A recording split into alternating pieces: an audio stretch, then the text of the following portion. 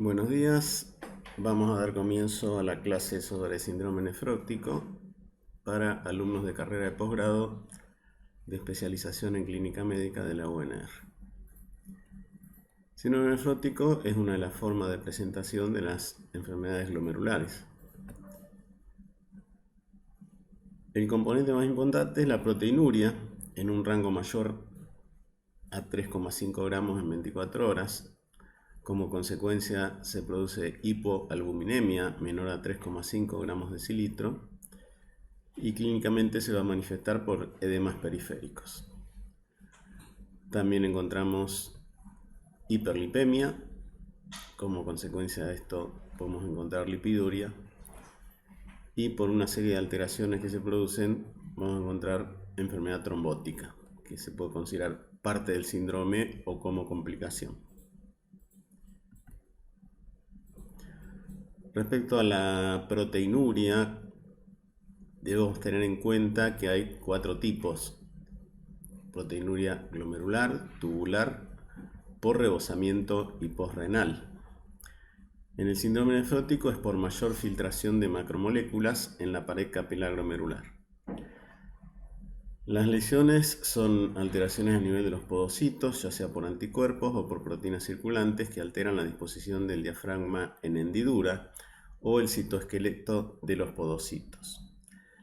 La principal proteína que se pierde es la albúmina, pero también se eliminan inmunoglobulinas, inhibidores de coagulación, transferrina, proteínas de unión a vitamina D, entre otras. Hay que tener en cuenta los distintos tipos de proteinuria cuando estudiamos a un paciente que se presenta con proteinuria. Tenemos por un lado la proteinuria transitoria, donde se manifiesta fundamentalmente con pérdida de albúmina en valores bajos, menor a 1 gramo día. Y el cuadro clínico se presenta ante diversos cuadros clínicos como síndromes febriles, ejercicio extenso, infusión de vasopresores o albúmina. Después tenemos la proteinuria ortostática, que se ve en pacientes jóvenes. Es raro que sea en mayores de 30 años, suele ocurrir en adolescentes. La proteína que se pierde es predominantemente albúmina en rangos bajos, menor a 1 o 2 gramos por día. Esta entidad generalmente no tiene ninguna implicancia clínica. Después tenemos la proteinuria por rebosamiento, que vemos por ejemplo en el mieloma, en los cuadros hemolíticos, la rhabdomiólisis. Acá las proteínas que se pierden no son albúminas, son fundamentalmente globulinas, y los niveles son variables, puede ir de proteinuria mínima hasta rango nefrótico. La proteinuria que vemos en las enfermedades glomerulares es la proteinuria persistente. En todas las enfermedades glomerulares, ya sean primarias, secundarias o en el contexto de enfermedades sistémicas, como diabetes, hipertensión, amiloidosis. El rango es variable, puede llegar a rango nefrótico y se pierde fundamentalmente albúmina.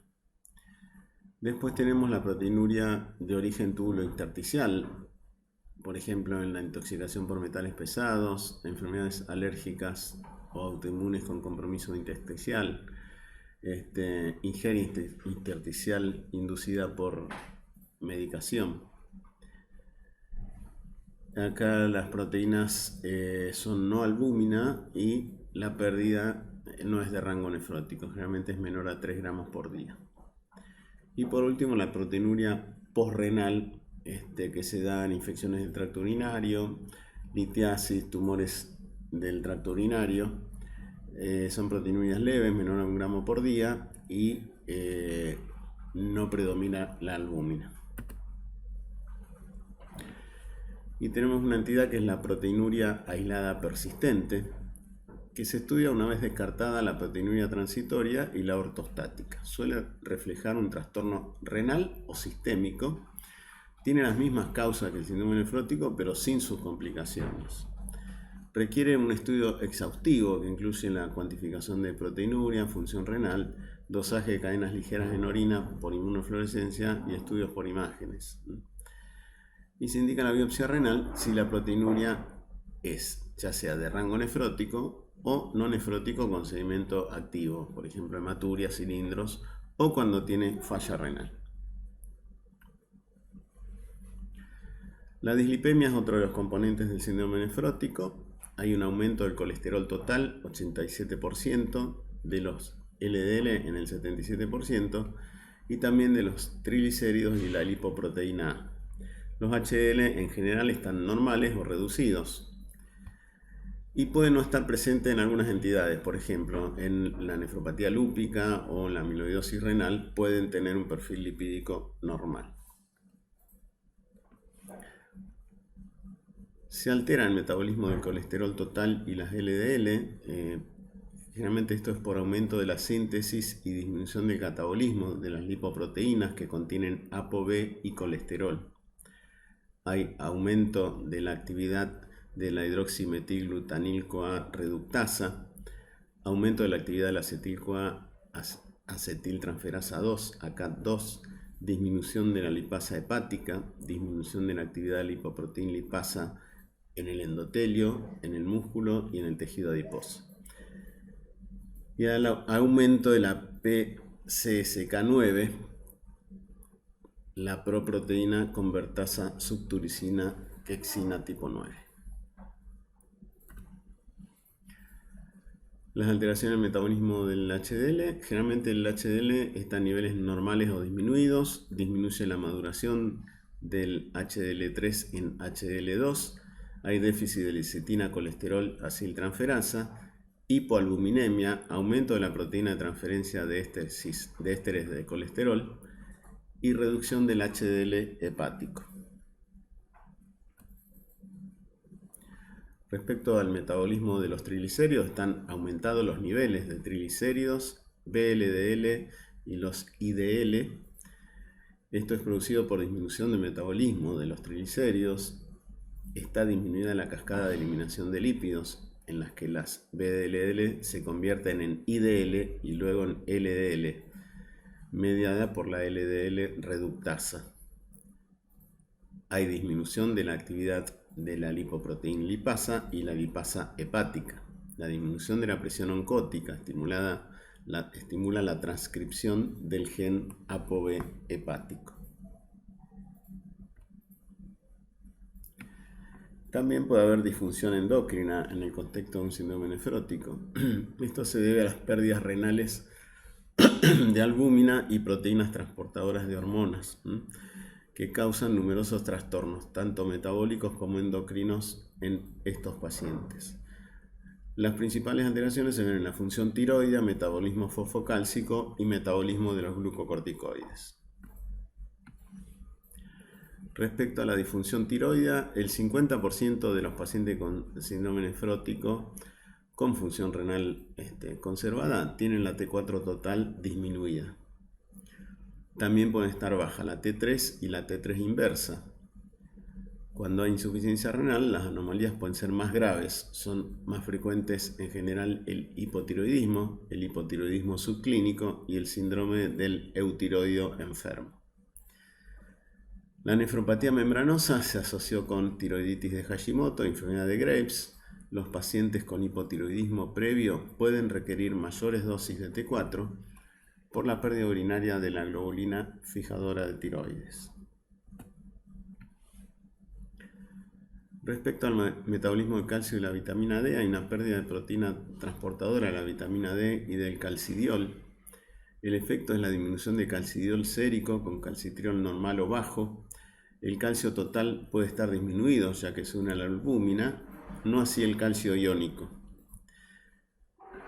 En general, los trastornos de calcio y vitamina D en el nefrótico son poco frecuentes y se ven más en pacientes ancianos con enfermedad prolongada, insuficiencia renal crónica, proteinuria masiva o tratamiento con corticoides.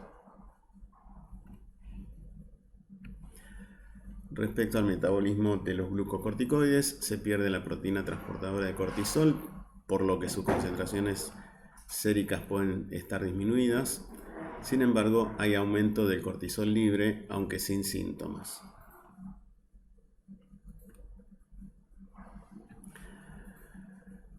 Con respecto a las complicaciones del síndrome nefrótico, Hay desnutrición proteica por la pérdida de proteínas, el hipercatabolismo, también en parte por las enfermedades crónicas que la pueden producir. Sobrecarga de volumen en los estados edematosos, que puede llegar a la anasarca, con derrame pleural, pericárdico y ascitis. Pero también con la hipoalbuminemia severa puede haber estados de hipovolemia, cuando la albúmina es menor a 1,5 miligramos por decilitro. Otra complicación puede ser la insuficiencia renal aguda, la pérdida urinaria de hormonas, la dislipemia con arteriosclerosis acelerada, la tendencia a las trombosis arterial y venosa y el aumento de la susceptibilidad a las infecciones. Con respecto a los estados de hipercoagulabilidad presentes en el síndrome nefrótico, sabemos que hay mayor riesgo de trombosis venosa, sobre todo trombosis venosa profunda, trombosis venosa renal y tromboembolismo pulmonar. Pero también hay mayor incidencia de trombosis arterial. El riesgo varía según la causa del síndrome nefrótico, siendo mayor en la nefropatía membranosa. La causa de la hipercoagulabilidad no está muy clara. Se han descrito déficit de plasminógeno, proteína C y S por pérdidas urinarias, aumento de la activación plaquetaria, hiperfibrinogenemia e inhibición de la activación del plasminógeno. El riesgo de trombosis se relaciona con la gravedad de la hipoalbuminemia y la trombosis suele ocurrir en fases tempranas de la enfermedad. El 86% de los eventos se dan en los primeros 3 años.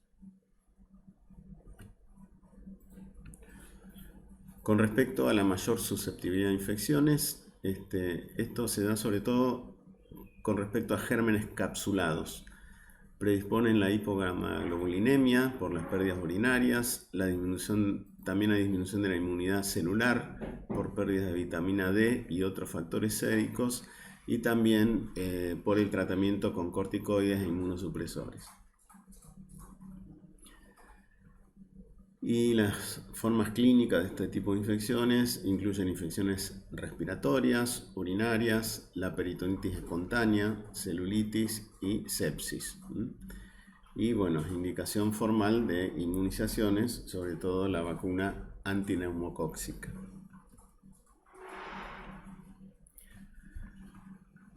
Las causas del síndrome nefrótico son variadas. El 30% son secundarias a enfermedades sistémicas, de las cuales el lupus es por lejos la más frecuente. Perdón, la diabetes es la más frecuente. Después tenemos lupus y amiloidosis como causas a tener en cuenta. El 70% son glomerulopatías primarias, de las cuales la más frecuente es la membranosa, luego la focal y segmentaria, y luego la glomerulopatía a cambios mínimos, que es la más frecuente en la infancia, pero en los adultos está alrededor de un 10% la incidencia. También puede darse nefrótico en otras entidades que no son típicas de síndrome nefrótico, por ejemplo las glomerulonefritis postinfecciosas, las asociadas a infecciones, las glomerulonefritis membrano-proliferativa y la nefropatía IgA, aunque todas estas tengan también sedimento nefrítico. Como dijimos, la nefropatía diabética es la causa secundaria más frecuente por lejos. Es también la principal causa de insuficiencia renal crónica y insuficiencia renal crónica terminal. La mayoría de los pacientes que están en diálisis tienen diabetes. La nefropatía diabética se refiere a la clásica descripción de albuminuria más retinopatía y la lesión histológica con engrosamiento de la membrana basal, daño endotelial, expansión y nódulos mesangiales, la cual se subdivide en incipiente con la antes llamada microalbuminuria y manifiesta con proteinuria. Después se vio que hay otras formas de afección renal en la diabetes, como lesiones glomerulares no clásicas y la enfermedad túbulo-intersticial. Por lo tanto, actualmente se habla de enfermedad renal diabética que se diagnostica por albuminuria insuficiencia renal o ambos, donde se superpone la afección por diabetes, o sea, la nefropatía diabética clásica, con otras causas de enfermedad renal.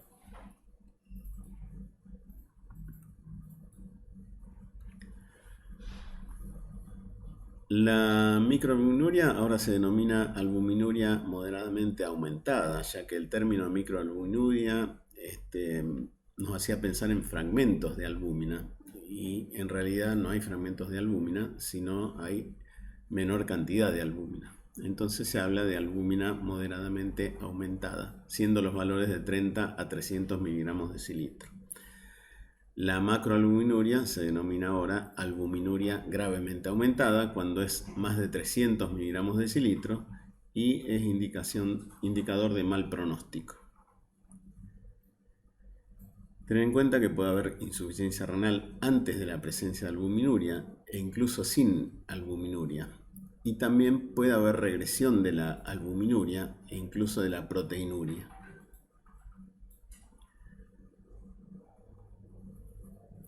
Entonces hay una entidad que es la enfermedad renal diabética no albuminúrica. Esta se da más en diabetes tipo 2, aumenta con la edad y es más frecuente en mujeres. La nefropatía diabética típica la vemos más en los primeros años de la diabetes tipo 1. Otra causa secundaria es la amiloidosis.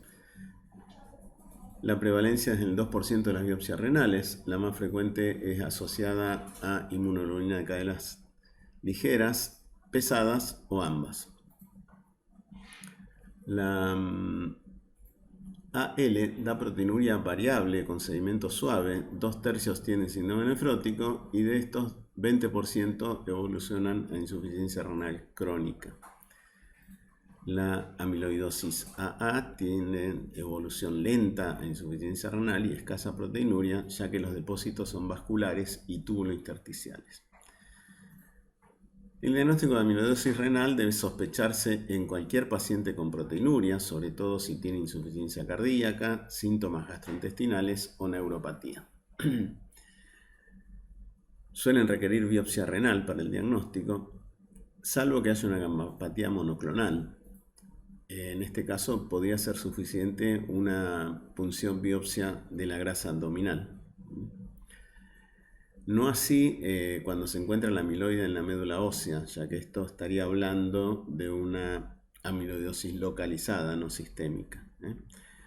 Entonces ahí se requeriría, como dijimos recién, por lo menos una biopsia de grasa o una biopsia renal. Una vez que la biopsia confirma la presencia de amiloidosis, se debe determinar la etiología subyacente, tipificando el tipo de amiloide presente. De las primarias, como dijimos, la más frecuente es la nefropatía membranosa.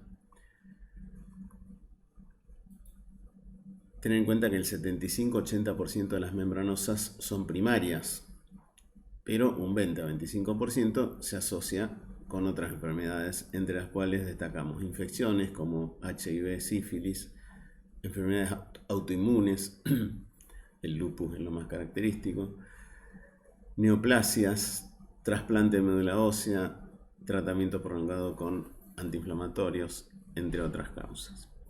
Es más frecuente en el sexo masculino, en mayores de 60 años. Está causada por anticuerpos contra antígenos de leucocitos. Y la biopsia muestra engrosamiento de la membrana basal y depósitos subepiteliales de inmunoglobulinas.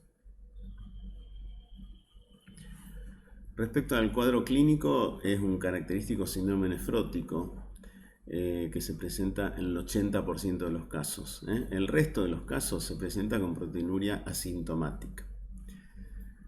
La proteinuria es de grado variable y suele estar presente meses antes del diagnóstico. Los edemas se desarrollan más lentamente que en otras formas primarias.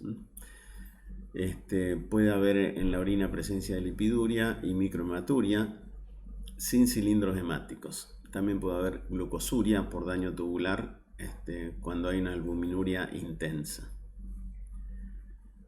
El 70% tienen presión arterial y filtración glomerular normal al momento del diagnóstico. La evolución habitual es a la remisión completa, espontánea o inducida por el tratamiento, o a la evolución crónica de un síndrome nefrótico persistente con o sin progresión lenta a insuficiencia renal.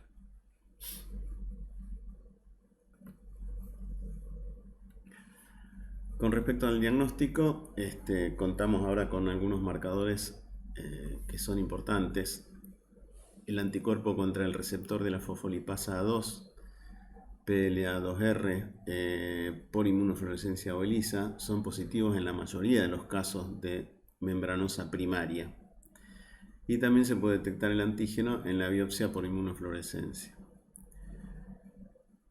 Para descartar causas secundarias, habrá que hacer laboratorio inmunológico, serologías virales, BDRL, TAC de tórax, sobre todo en pacientes de riesgo para cáncer de pulmón o sospecha de sarcoidosis. Si no hay evidencia de una forma secundaria y los anticuerpos son positivos, ya es diagnóstico de nefropatía membranosa primaria. En este caso no sería necesaria hacer la biopsia renal. Si los anticuerpos son negativos, puede ser primaria o secundaria. Entonces, la conducta es repetir los anticuerpos a los 3-4 meses y si persiste negativo, sí indicar la biopsia renal.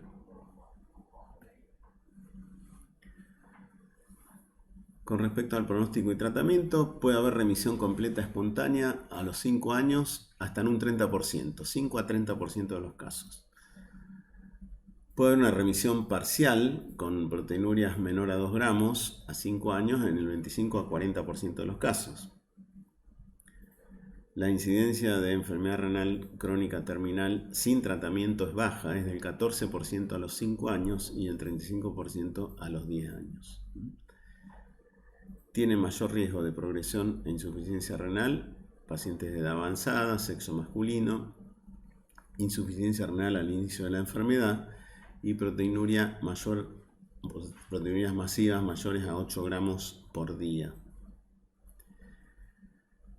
El tratamiento en casos de alto riesgo con insuficiencia renal se hacen corticoides y ciclofosfamida y como opción rituximab. Si son pacientes de alto riesgo sin insuficiencia renal, se puede hacer rituximab directamente. Si el riesgo es moderado, se puede hacer un periodo de observación de 3 a 6 meses y si persiste la proteinuria, se hace el tratamiento inmunosupresor. No se recomienda el uso de corticoides como monoterapia y tampoco tenemos como primera línea el micofenolato.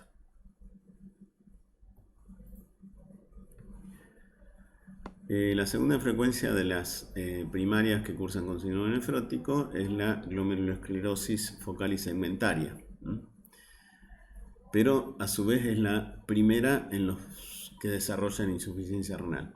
Se caracteriza por lesiones del podocito con esclerosis en parte, por eso son segmentarias, y de algunos glomérulos, por eso son focales. Se pueden clasificar en formas primarias, secundarias, genéticas o indeterminadas.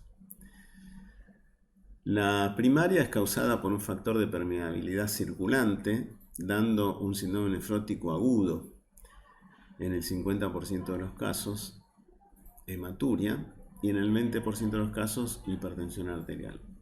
La insuficiencia renal se desarrolla entre un 25 a 50% de los casos. La forma secundaria se da como respuesta desadaptativa a hipertrofia o hiperfiltración glomerular. Las causas pueden ser agenesia renal unilateral, drogas, toxinas, infecciones virales. El cuadro es de evolución más lenta, con proteinuria no nefrótica. La forma genética tiene un cuadro clínico variable según el gen implicado. Y después tenemos las indeterminadas, donde no se identifica una etiología. Y acá el cuadro clínico es similar a las formas secundarias. Y tenemos una variante colapsante, es una variante histológica causada por enfermedades virales como el HIV, COVID, parvo, por drogas, por lupus o por síndrome hemofagocítico.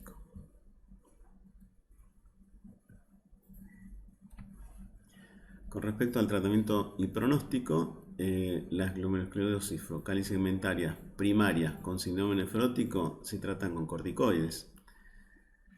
En caso de alto riesgo de toxicidad por corticoides, se indica ciclosporina o tacrolimus con o sin corticoides a dosis bajas. Como opciones tenemos micofenolato o rituximab. Los pacientes sin síndrome nefrótico no requieren tratamiento inmunosupresor, tampoco aquellos con esclerosis extensa y fibrosis intersticial.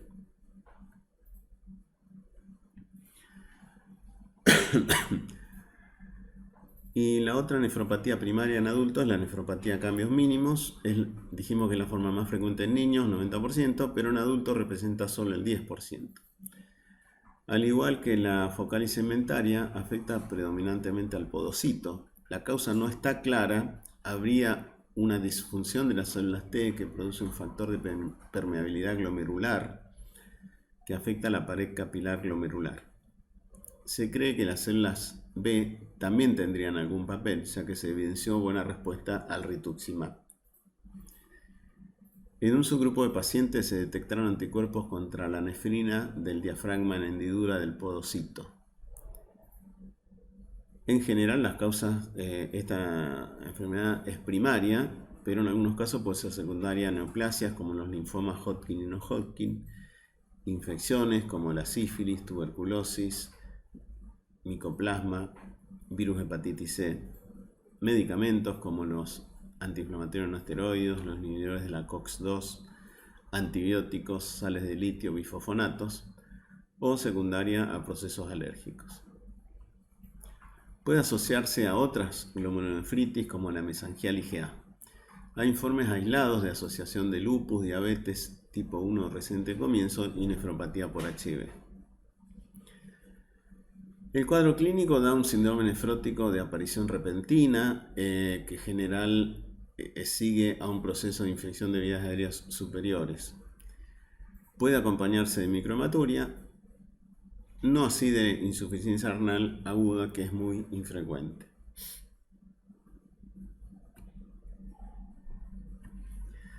Con respecto al tratamiento de la enfermedad a cambios mínimos, la respuesta al tratamiento inmunosupresor puede ser de remisión completa, remisión parcial, recaída, enfermedad con recaídas frecuentes, enfermedad corticoide dependiente o corticoide resistente. La monoterapia con corticoides logra remisión completa en el 80-95% de los casos. Esto es mayor en la infancia que en los adultos. Los adultos no tienen por ahí tan buena respuesta. Tratamiento sugerido es prednisona, 1 miligramo kilo durante 4 a 6 semanas con reducción gradual progresiva. En caso de efectos adversos, resistencia o dependencia a los corticoides o recaídas frecuentes, se pueden usar inmunosupresores ahorradores de corticoides. Entre ellos la ciclosporina, 3 a 5 miligramos kilo día, el tacrolimus, 0,05 a 0,1 miligramos kilo, o el micofenolato, 2 gramos día. Por último, las medidas generales de tratamiento de los síndromes nefróticos. La dieta debe ser hiposódica siempre, menor a 4 gramos, y en los estados cuando hay edemas, menor a 2 gramos. Hipoproteica, sobre todo en pacientes que tienen insuficiencia renal. Tratamiento antihipertensivo. Acá están indicados, son de primera elección los inhibidores de la ECA y los antagonistas receptores angiotensina 2. Inhibición del sistema renina-angiotensina, aunque no haya hipertensión, también usar esas drogas por su efecto protector renal y disminución de la proteinuria. No está demostrado que la asociación de los dos grupos, IECA y ARA2, tenga un efecto aditivo, sumativo. Tratamiento hipolipemiante en las formas crónicas, donde están indicados fundamentalmente las estatinas. La anticoagulación no se indica en forma sistémica, sino solamente en casos seleccionados de alto profilaxis. Se hace en pacientes de alto riesgo o tratamiento en pacientes con evidencia de complicación trombótica. Diuréticos en los estados edematosos. Hay buena respuesta a los diuréticos de ASA y los antialdosterónicos. Y por último, tener en cuenta las inmunizaciones, las habituales, antigripal, doble adultos, hepatitis B, antineumocóxica, esta fundamentalmente, y las estacionales, ¿no? COVID y antigripal. Y bueno, la última que apareció es la vacuna del herpes, también podría ser una indicación. Muchas gracias por su atención.